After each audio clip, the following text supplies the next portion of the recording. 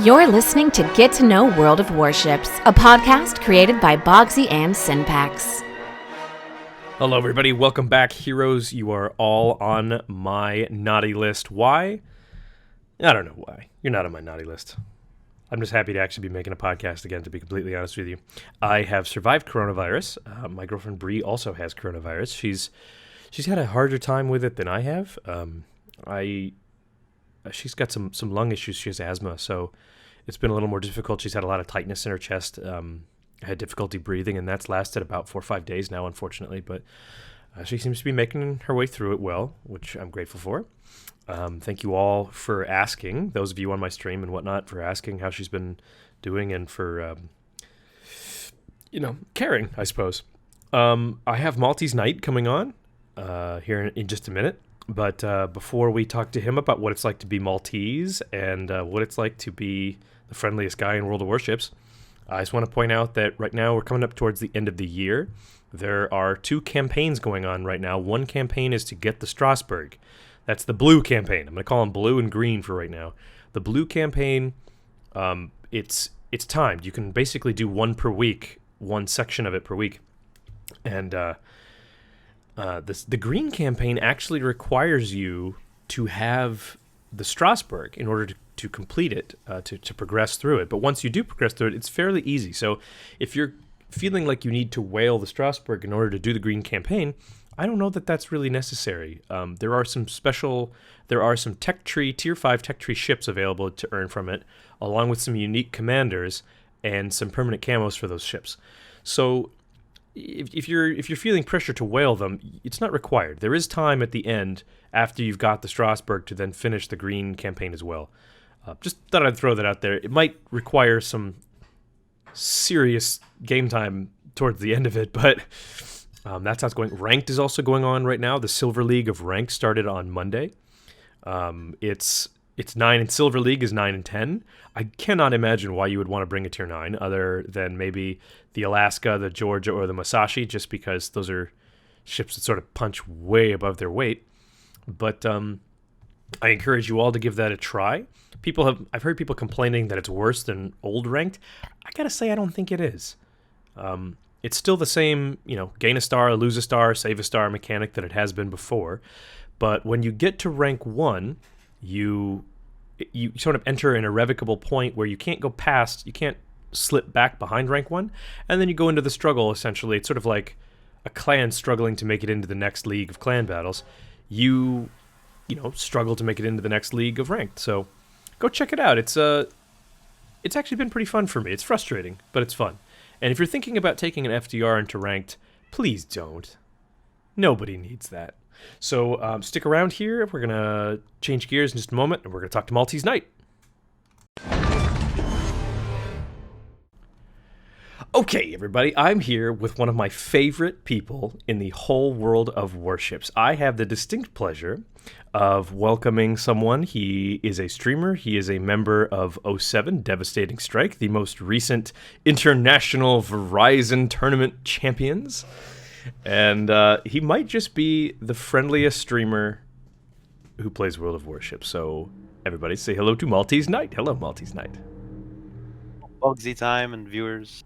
Well, thank you very much for coming here. I'm thrilled that I got a chance to bring you on because you have been doing some exciting things with your stream. You've grown in your popularity enormously, and you're just a nice guy, and I appreciate that so much. So let's talk a little bit about MalteseKnight. Now, right out of the gate, I remember something about you is that you are actually from Malta. Is it Maltese or Maltesian? It must be Maltese. It's in your name. Maltese, yeah. And tell me why it is exactly that you're on the NA server and not on the EU server. So about 5 years ago, when I made my account, I just went on the website worldofwarships.com without knowing it was the NA website, and I made an account, and I was okay. I actually noticed my ping was quite high, but I didn't really care. And then I bought a premium ship, and then people were telling me to change server, but I was like, nah, I spend money here, so I'm gonna stay here now, I guess. So it was by accident. You planted your flag with a premium ship, and you were like, "This is it. I'm staying." Wanna guess which premium ship was my first one? Oh God. Hood? Turpits. Turpits.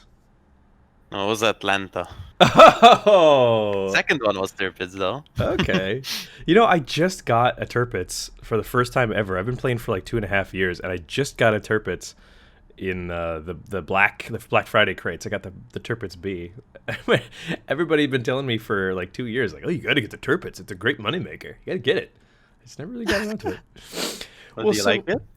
No, I don't. I don't like it because I don't like the Interesting. Bismarck anymore. I think Bismarck is still my most played ship after. No, it's after Grosseker first because I like to punish myself. Seeing a trend here. Yeah, you think I like the German battleships? Mm-hmm. I'm that guy that picks up the ships that everybody knows are underpowered and then complains about how it's underpowered. That's me. Yeah.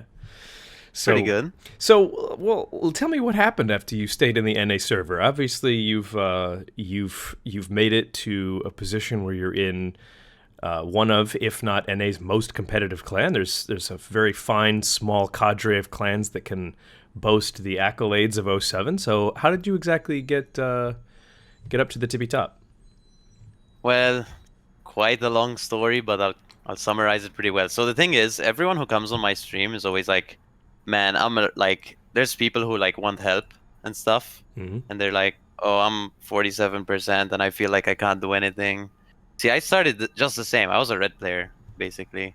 I was like really bad. I had like a 45% win rate over 3,000 games, but I did want to get better, so I started playing with better players, and then I started joining comp clans. My first one was Conquer, right? Mhm. Dead. And then, well, after it died, I joined another comp clan, Sep, which also died. I think he Oh, had yeah. Dastard on. And Yeah, I Storo did. on. Had They were talking Dastard about Sep. and Dastard and Storo, I think it was. Yeah. Yep. That one was a really fun clan to be in, actually. It was extremely fun. But anyway, Dastard, you know the story. He went to EU with Storo, and well, it died. So then I joined Rush B. And it died. And I played a clan season with them. I don't remember which one. It could be 5. And then, well, Red Russian quit the game because of CV rework and other reasons. Uh-huh. And, well, it died because no one wanted to take leadership role of Rush B. So And then I'm noticing yeah? a trend here, Malta. And I have my next question is, how long does 07 have? Just tell us right now, like make a world exclusive. When is 07 going to collapse? Because obviously I've it's been going in to happen. 07. I've been in 07 for an entire year now. It's the longest time I've ever been in a clan. And I honestly think this is the one clan I don't think will die because the atmosphere is completely different to any other clan I've been in. It's just amazing. It's like a zoo. Like we hang around. Yeah. It's a zoo. No, but we like hang around all the time. It's normally when I'm in clans, none of us stay in voice or anything. Maybe a div now and then, or we just come into comp, but then nothing. Like this, the chemistry we have is so high. I just feel like I don't think it will die anytime soon. Sure. Yeah. Well, hope not. You guys are always fun to watch in COTS and in clan battles and whatnot. So, let's talk specifically about about something that you recently did, which really astounded me. Which was you did a 24-hour Twitch stream of World of Warships, and I stopped in a couple times. Looked like you were still having fun, and I think I caught you at maybe like 15 hours as well, and you were like. You seemed like you were starting to lose it a little bit, and then I didn't check in for the next 9. So give us a little overview of what made you want to do a 24-hour stream, and let's start there. What made you want to do it? So what made me want to do it? Well, really, it's because I think like 2 weeks ago, basically, on BFK stream, people were like, I don't know if they were joking about it or something. They were like, yo, when's Malta doing that 24-hour stream? I'm like, what? I'm like, And BFK is like, yeah, Malta, you should do it. And BFK has always told me, I think I'm the only guy that can do it from the 07 community who can stand playing this game for 24 hours in a row. Fair enough. Because I play the game a lot. I love this game so much. It's essentially the only game I play, so. Oh, wow. Yeah, it's just kind of a challenge. Sure.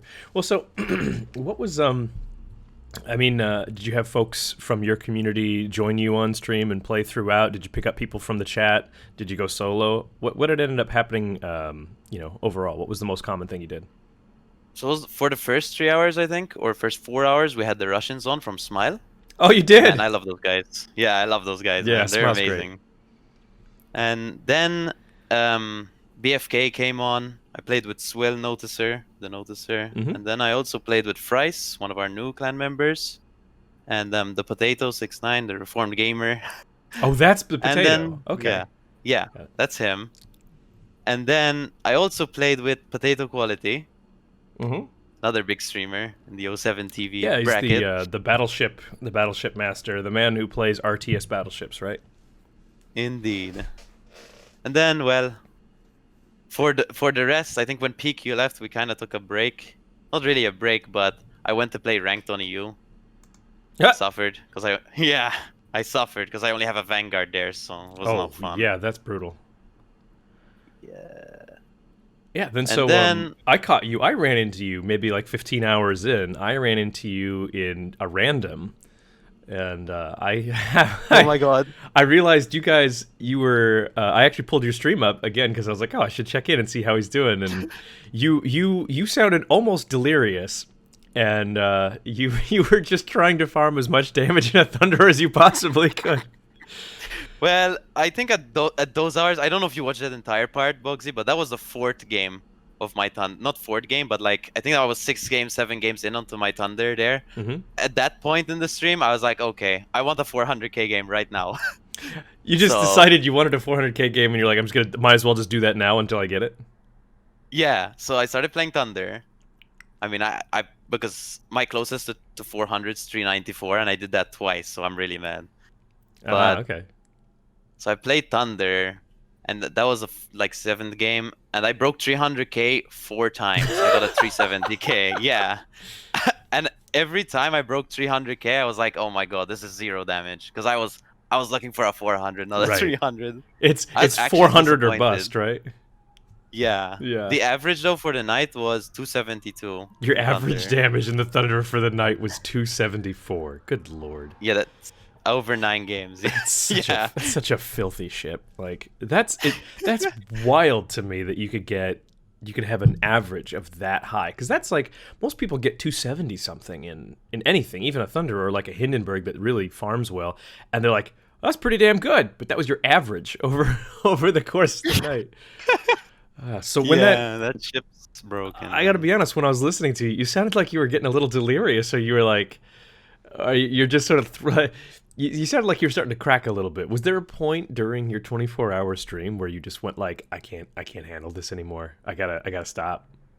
There was 2 points on my stream, I believe. So there was hour 3. Hour a 3. carrier. Oh no. It was the first game I got focused by a carrier. I was about to throw my keyboard out the Oh, window. okay. It was really bad. Because I wasn't even an isolated target, and there were isolated targets and stuff. But it is what it is. I got calmed down by my clanmates. They're like, yo, you got 21 hours left, bro. They gotta calm you down before you suplex your monitor, right? Yeah. And then maybe like hour 21, I was like, oh my god, there's still 3 hours left. Oh my god, I have nothing to do. But the end is in Help. sight at 21 hours. I mean, was there? I know. Did you feel like the audience that you pulled in was like multi-server, or was it mostly NA? Oh yeah, we had a bunch of NA, of course. Yeah. We had some EU guys because I was streaming during the EU time, Mhm. and we had actually a bunch of Russian guys because since we've made big friends with Smile recently, they just come on a lot. So Yeah. The Smile guys are great. But they were like, I think, God, maybe like the 6th or 7th people we had on our podcast, like way back when. We brought Pavel from Smile, and really, really good guys. I hadn't seen them play very much, to be honest with you, until, God, it wasn't, I guess it was the last COTS. It was the last round of international COTS, or maybe it was WMI. I think maybe it was WMI. they didn't play WMI. They're not on Europe, so. Oh, Then no, Russia wasn't it was invited. COTS then. It was COTS International. Yeah. Because, yeah, that's when I realized how aggressive EU is, but also CIS. Like, the CIS server, I've never seen so many people use the Kleber as essentially, a kamikaze torpedo boat. I've never seen that until I watched COTS International, which I was casting, and I was like, oh my god, what is this? Yeah. Dude, the Smile guys are really great. Yeah, well, hopefully we'll. I was trying to organize. I was trying to organize a little roundtable to talk about the Verizon tournament from the top ranking clan of EU, NA, CIS, and SCA. I wanted to get a rep from each of the basically the finalists from each server from the Verizon tournament just to get together and talk about it. But as you can imagine, and everyone listening at home can imagine, there's basically 8 hours in between each of those time zones, more or less. So getting a time when it would work for everybody was difficult. So it just didn't happen, unfortunately. I'd like to do something like that in the future, but so like, how do you feel about having done a 24-hour stream? Do you feel like it was something worthwhile? I saw at one point you had over 700 people watching you, which that's like EU levels of an audience. I feel like it was worth it for sure. I got raided by almost all the NACCs, all the big ones, everyone, and then some of UCCs too. Actually, when I started, it was actually really crazy because I was worried before I started. I'm like, oh no, am I gonna get like 10 viewers on average here? Yeah, right. That's scary. That's scary, right? You're gonna do 24 hours with no people watching, but no, people came and supported. It was actually really great. Just imagining streaming for 24 hours with nobody watching. It must be like sitting in a dark basement alone screaming into a pillow. It's just like, what am I doing? Oh. Yeah, well, exactly. So I'm kind of curious too to know about I've never played 24 hours in a row. I mean, I've probably, if I were to include like clan battles plus just randoms, I've probably played like 8 or 9 hours in a row in a single day. And I think after that I just went like, I want to turn off my computer. I want to go outside. Like, I want to eat an apple. I want to breathe fresh air. After 24 hours, you told me earlier, how long did you sleep for? 15. 15. 15 hours, Jesus. It's not my most hours slept, actually. I slept 17 hours. That's my most. Oh my God. Were you sick? No, I came back from the US here and I didn't sleep over both flights and we had to stay awake the entire time at the airport London, so that's another like 8 hours. Oh, okay.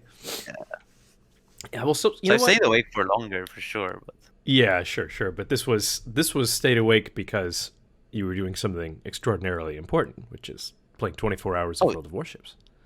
Yeah, that's really important, I think. Well, so let me ask you a question, because this actually caught me slightly by surprise, and it shouldn't, but it did. You said earlier that 07 suggested you do the 24-hour stream because you really, really like to play World of Warships.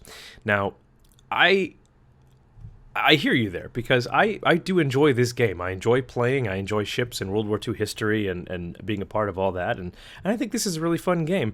It's unusual to hear a highly competitive person, much less a person from a highly competitive clan nowadays, really just come right out and say, I love this game. I feel like it's trendy, and it's kind of a rite of passage to decide that you hate the game that you are so good at and that you put a lot of time and effort into. People love to bitch because I feel like it gives them a little community to bitch about. Oh, this game. It's sort of like your dad, It's like your dad. You live at home in your dad's house and he provides for you, but like, but screw him, right? Because, so tell me, I feel like this is a rare opportunity. Like, why do you love this game? I can't really tell you. I don't know. Maybe it's because I live on an island, and maybe it just the history here, like naval history from World War II. It's so like intertwined with everything. Yeah. Maybe I feel like maybe that helps me out. Honestly, I just love playing the game because it's just chilling for me. I'm just there farming damage or winning games with friends. It's amazing. What's your favorite? What's your favorite class of ship to play? I'm main cruisers in comp, right? Yeah. But in randoms, I'll play a mix of cruisers and destroyers. I love both. But honestly, I'll play everything except carriers. Not a big fan, huh? I mean, I played them. I'm good at them. I only played them to show that I can play them. And so if anyone tries to argue with me on how the balance works on the carriers, I can defend myself and say, yo, I played them. So that's I respect that, because it's important. And I mean, not to digress here, but since I have you and we're chatting, I feel like it's a really important thing for folks in this day and age. I'm going to get pseudo-inspirational here, so everybody get your barf bags ready. I feel like it's a really important thing at this time in the world is to, if you have a reaction to something, like a negative reaction to something, where you go, I hate that, or like I disagree with this person, or I can't stand these people, what have you. It's really important to me to take the time to try and understand what the other, this thing I don't like is all about, so that I can discuss it in a way that isn't just a knee-jerk reaction to something. And I feel like CVs, of course, are a really touchy subject for a lot of folks. And so it's sort of like, let me equate it this way for a moment. I live in America, where we have lots and lots and lots of guns. We also have an amendment protecting the right to own guns. So in my mind, it's like, well, guns will never fully go away, but that doesn't mean that it should be open season on whatever you want. That's sort of how my mind works.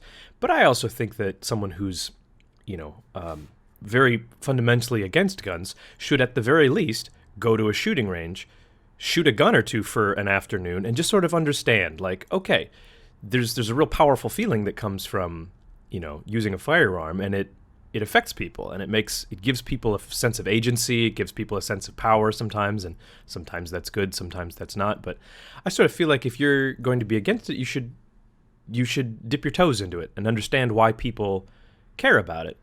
So the fact that you say, hey, you don't like playing CVs, but you took the time to get good at them so that you can discuss them and in a sensible manner, I suppose. Is that sort of why you did it? Yeah, I mean, honestly, when I try to like maybe argue with someone, I don't really argue with a lot of people, but like no, I imagine not. Yeah, if I'm gonna argue with someone, I want at least the experience of what they're arguing for, so I see how they're maybe wrong, or like maybe where their argument could improve. I don't know.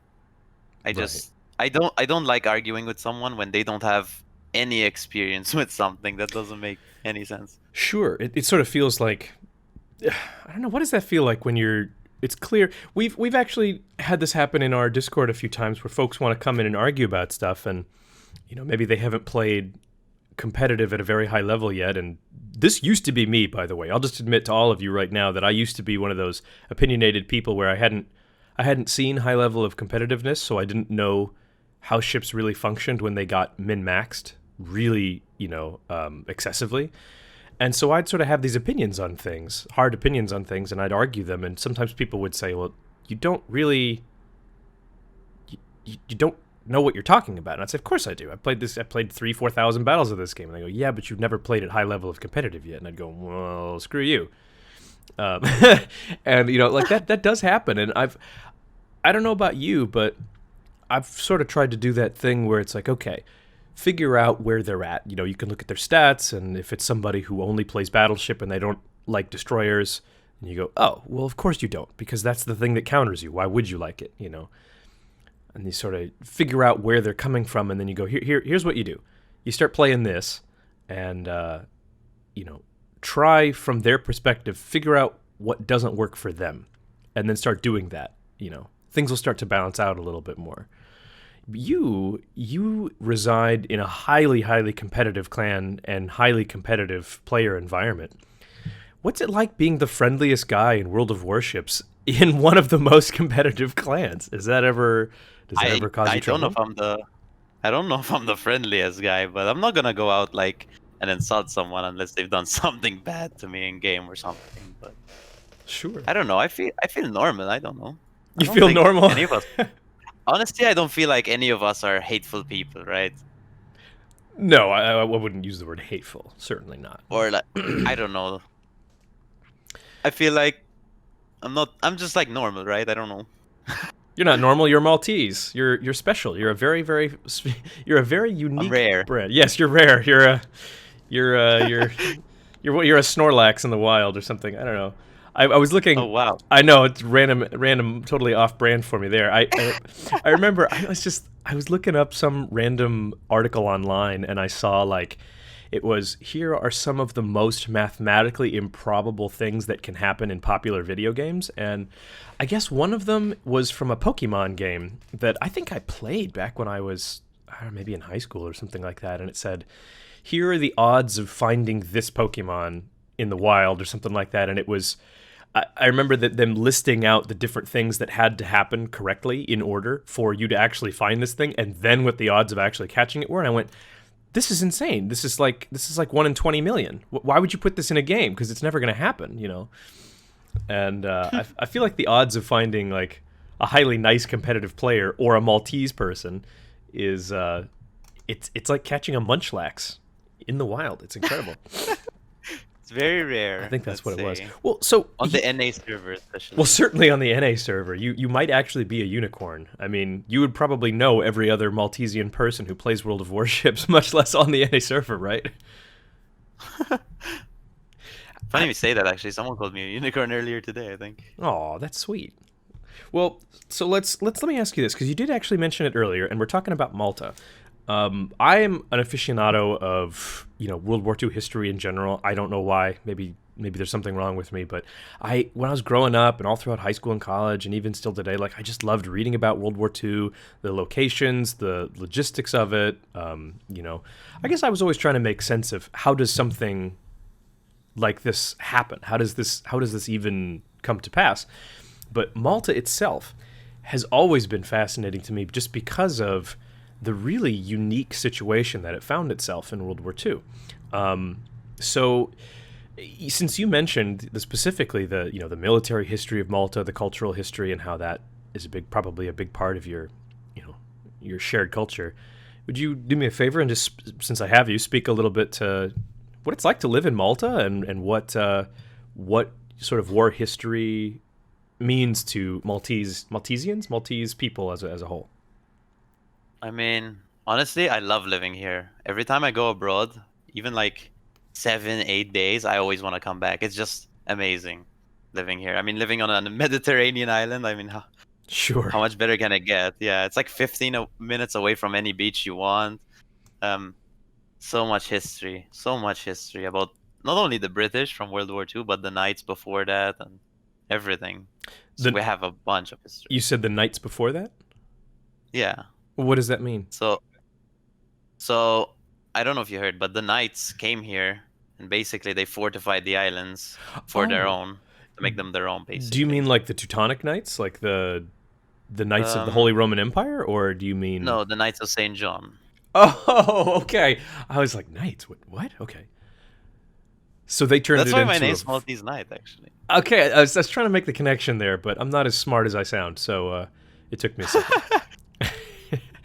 So I'm kind of curious, like for those who don't know, the island of Malta was essentially used in World War II as a staging area. Like they called it the unsinkable aircraft carrier for the British Empire, as a means of kind of holding control over the Mediterranean Sea.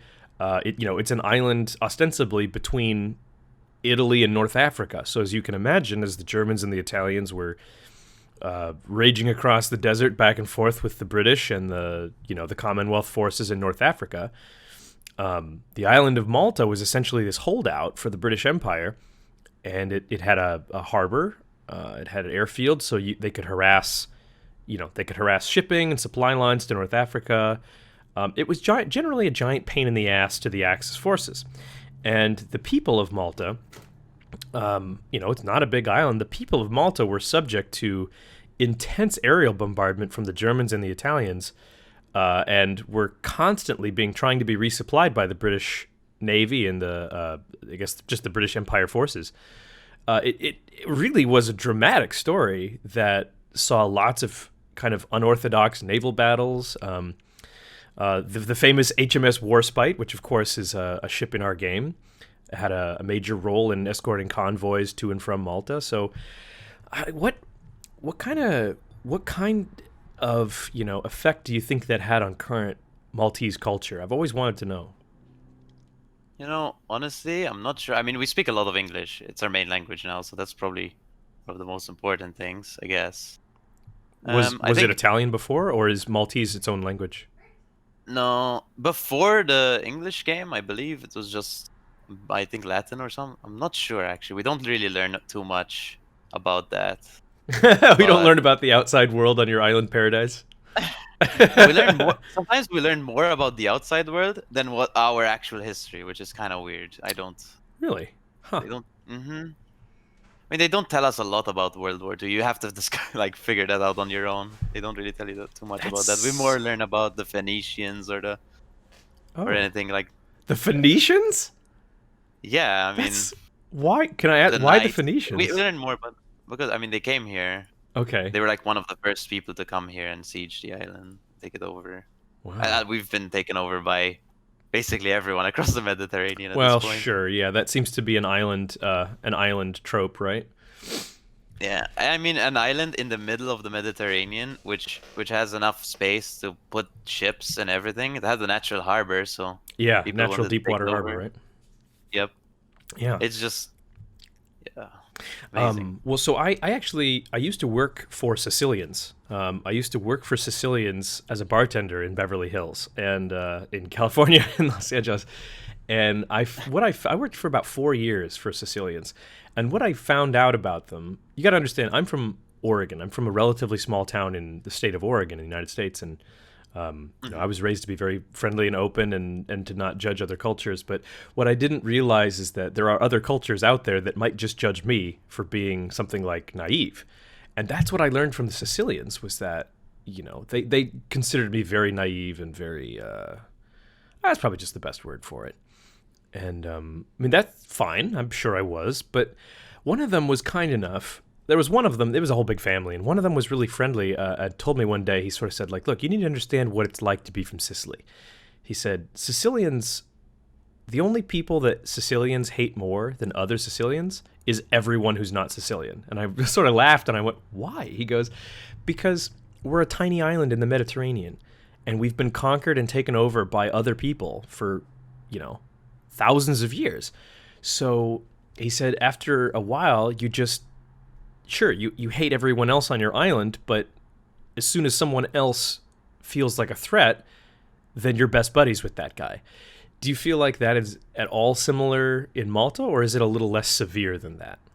I think it's less severe than that. I think I don't know. I love other people. I love hearing like other people talk about their cultures or different Friendliest man on the internet, I swear to God. I don't know. Well, that's cool. I mean, well, so Malta, your Twitch channel is really blowing up. I mean, I've been really pleased to see that you've had a lot of success because you're a great guy and you're good to everybody who comes in to your stream to, you know, to learn or just to enjoy the entertainment or what have you. So I'm really glad to see you've been succeeding at it. You know, where do you see it going, if you don't mind me asking? I just want to get accepted into the CC program at some point. Oh, you do? Malta for CC.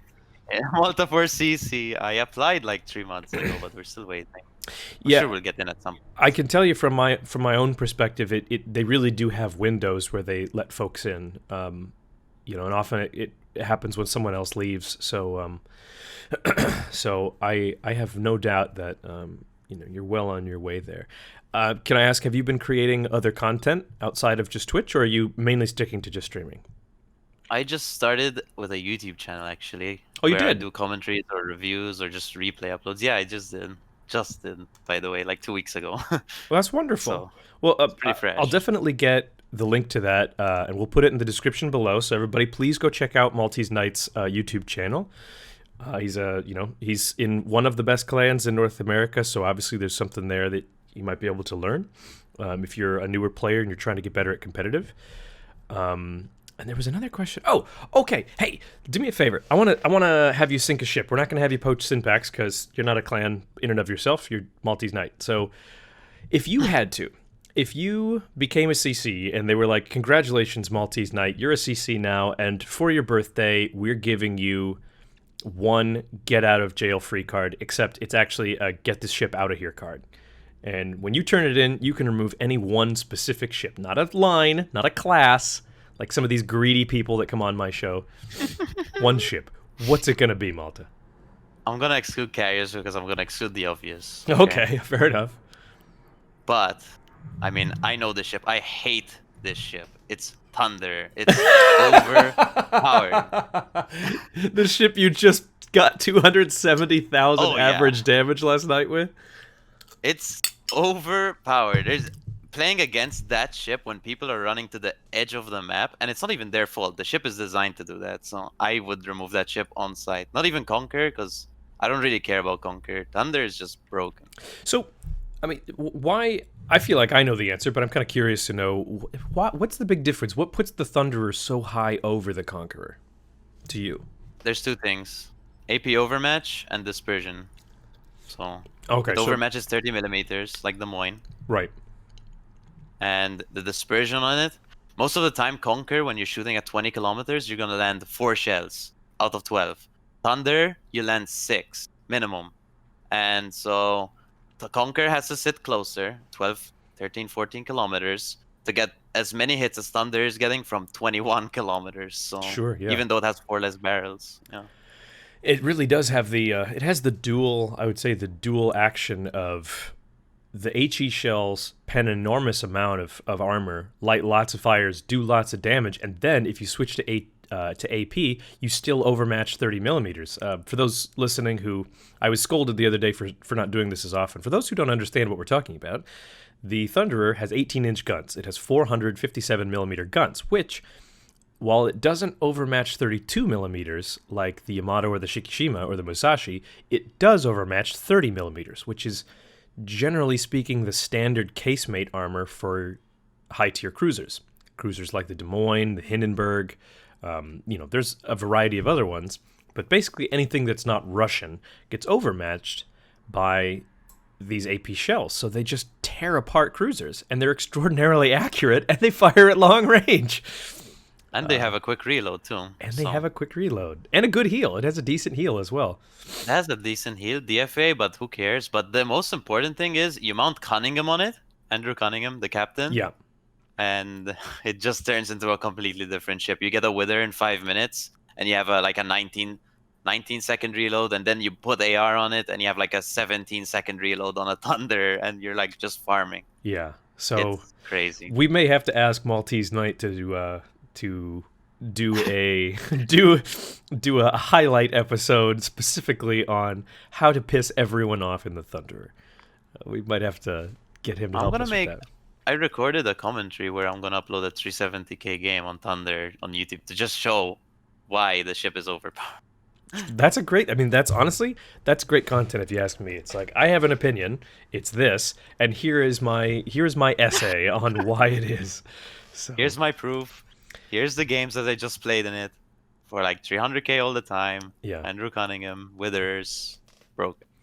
Well, I'm looking forward to that video. So everybody, the 07, a link to the 07 Discord will be down in the description below the podcast here. We'll have a link to MalteseKnight's Twitch stream as well as his YouTube channel. I encourage you all to go throw him a sub on both if you can. Check out his content. He's just the nicest guy. I'm gonna keep saying that. And he's very talented, and you can learn something from him. So go check him out. And Malta, I want to thank you very much for being here. Is there anything else you want to plug before we go? Maybe my Discord, but that's about it, really. Oh, yes, the MalteseKnight Discord as well. We'll put a description, sorry, not a description. We'll put a permanent link to that down in the bottom. Go check him out. You can catch all of his content there as well. So other than that, Malta, it has been an absolute pleasure talking to you and getting to learn a little bit about you and what it's like to be a Maltese. Thanks, Boggzy. My pleasure, buddy. Have a great time. And to all of you listening, I appreciate it. I know I haven't released as many episodes lately. I moved. I got coronavirus. It's been a scene, man. So I'll try and make sure I throw out at least one per week from now on because I appreciate you all checking and listening. With that being said, thank you, Malta. And thank you all for listening. This has been Get to Know World of Warships.